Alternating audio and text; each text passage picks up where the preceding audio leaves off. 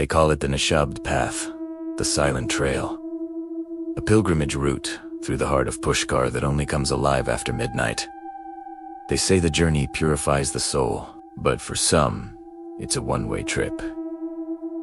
My name is Arav Rathar. I'm a journalist from Delhi, but right now, that doesn't matter. What matters is that, my friend, Rohan, walked this path last year and never came back.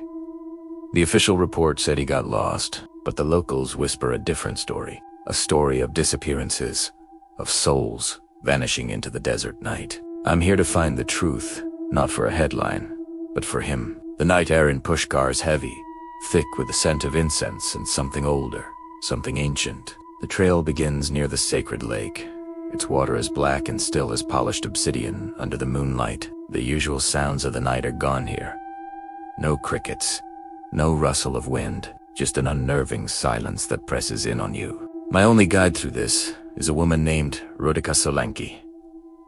Her family has lived in Pushkar for generations. She moves with a quiet confidence that I, a city boy armed with a camera and a healthy dose of skepticism, definitely lack. She told me the path has rules that science can't explain. Radhika's eyes, deep and expressive, hold a knowledge that seems far beyond her years.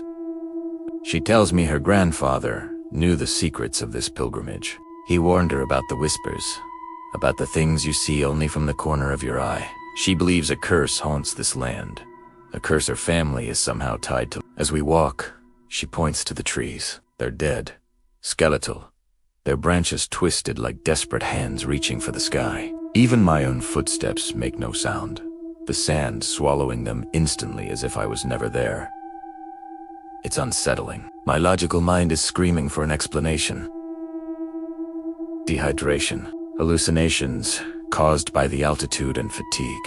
That's what I wrote in my initial notes. But then, the first strange thing happened. My lantern, a modern battery-powered LED, began to flicker. Not like a dying battery, but in a slow rhythmic pulse.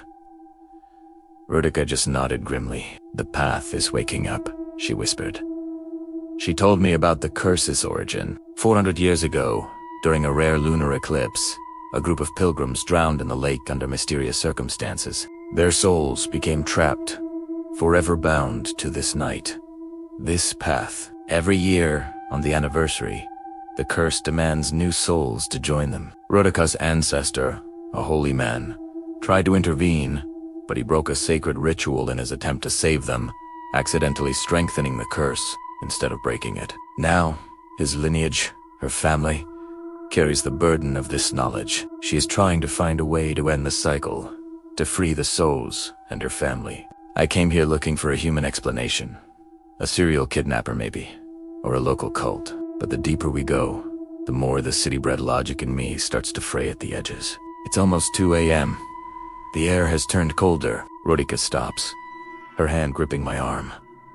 Listen, she says. At first, I hear nothing. Then, a faint sound, like a distorted whisper, seems to come from all directions at once. It's a voice. It sounds like Rohan. Help me. My blood runs cold. It's impossible. I shake my head, trying to clear it. It's a trick of the wind, I say, my voice less confident than I'd like. Radhika looks at me, her face pale in the moonlight. No, she says, the whispers have chosen you. It's how it begins. She explains that the spirits lure you by mimicking the voices of your loved ones. She warns me not to look directly at anything that moves in the shadows. Especially, she says, the woman in white. My journalistic curiosity pushes me. What woman? I ask. Radhika tells me of a spectral figure, a woman whose lips are stitched shut, who walks backward and appears only during the darkest hour of the night. She's the curse's collector, gathering souls for the cursed lake. They say, if you see her face on, you vanish instantly. A chill that has nothing to do with the temperature crawls up my spine. As we near an old, abandoned temple though. Only safe zone on this path, according to Radhika I see them. A group of figures walking slowly near the lake's edge. Their skin is a sickly gray, and their eyes are completely white, like marbles. Their hands hang too long, almost touching the ground. They move in eerie unison, their mouths opening and closing, whispering fragments of sentences. I should have waited. The water is so cold. Where did everyone go? Rodica pulls me back. The cursed pilgrims. She breathes. Rohan. He could be one of them. My heart hammers against my ribs. These are the ones who vanished. This is what becomes of them. Not lost, but trapped. They are drawn to the living, trying to pull them towards the black water. The abandoned temple stands as a silent sanctuary. Rodica explains that the spirits cannot cross its threshold. We have to make it there before the 10 a.m. Apparently, crossing the invisible boundary near the lake after that time seals your fate. It's 2:06 a.m. We are running out of time. The whispers are getting louder, more insistent, calling my name in the voices of my mother, my father, and again Rohan. Suddenly, a sound cuts through the whispers, a faint, metallic ringing. It's rhythmic, constant. But there's nothing there. Rodica freezes. Anklets, she whispers, her eyes wide with terror. She's here. I fight every instinct to turn and look. Out of the very corner of my eye, I catch a flash of white, a torn sari, dragging on the sand. Long, stringy, silver-black hair. She is walking backward, away from us. Yet the ringing of her anklets grows louder, closer. My camera feels like a useless brick in my hand. What good is evidence if you don't survive to show it? The cursed pilgrims are turning toward us, their white eyes fixing on me. They begin to move faster, their long arms reaching. The whispers are a cacophony now, a storm of last words and desperate pleas.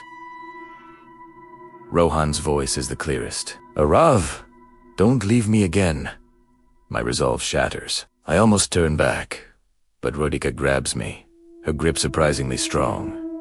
It's not him, Eric. It's the curse. The temple.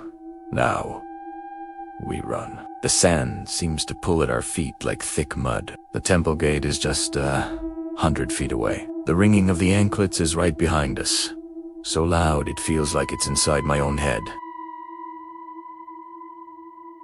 We collapse onto the stone floor, gasping for air. Outside, the whispers and the ringing stop. Complete silence returns. Looking out, the path is empty. The pilgrims, the woman in white, all gone. As if they were never there. The sun will rise in a few hours. We are safe, for now. But the truth I came seeking is far more terrifying than I could have ever imagined. Rohan isn't lost. He's trapped here, and I now know the path doesn't just take people, it keeps them. The mystery of the Vanishing Pilgrims isn't solved.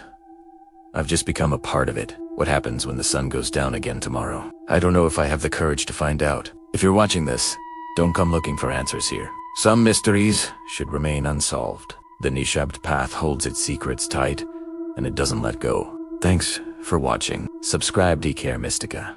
Stay safe, and whatever you do, don't follow the whispers in the dark.